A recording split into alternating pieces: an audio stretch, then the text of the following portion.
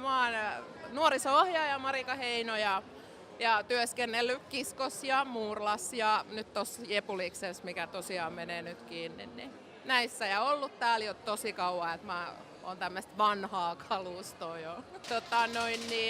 Tää on meidän tuleva todella hieno nuorisokeskus. Vihdoin ja viimein Salo astuu 2000-luvulle tekemällä tällaisen hienon aatteen ja askeleen nuorten puolesta.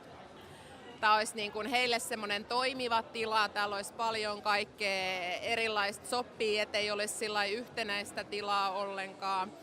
Että olisi niin kuin sohva, löhöilynurkkaa ja pelinurkkaa.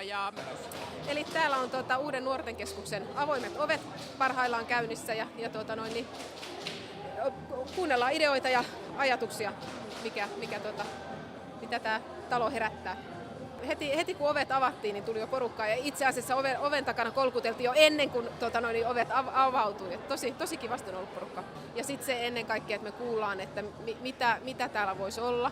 Jokainen niin kuin idea, mitä me täällä kuullaan, niin laitetaan korvan taakse ja se vaikuttaa sitten meidän tuleviin suunnitelmiin. No tää on joku tämmönen tuleva skeittihalli, luultavasti ainakin. Että joku nuorisotila tästä tulee.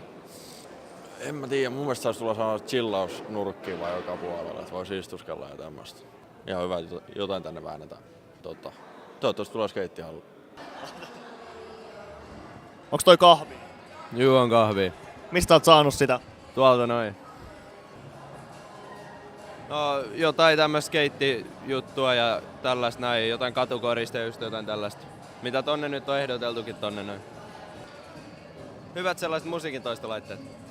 No sit kun tää joskus tulee valmiiksi, niin kai tästä sit tulee aika tärkeä paikka, et ei tarvi olla missään tuolla kadulla ja ulkona tai jossain plaatsassa istumassa, et voi tulla sit tänne näin ja silleen. Kyllä tästä tulee tosi tärkeä paikka, et mieluummin täällä kuin se plaatsa siellä linjurilla. Mitä te ette missään nimessä halua tänne?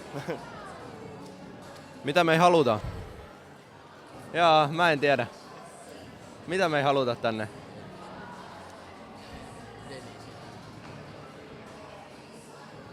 En mä tiedä. Onko täällä tilalla vielä nimeä? Ei. Meillähän on parhaillaan käynnissä nimikilpailu, eli toivotaan, että tämän illan jälkeen niin tuolla laatikossa on sen tulevan nuorten keskuksen nimi. Ja tosiaan siinä on huikea pääpalkintokin vielä kaiken lisäksi, eli se, kenen nimiehdotus voittaa, niin saa sitten ajella kohta uudella jokolla.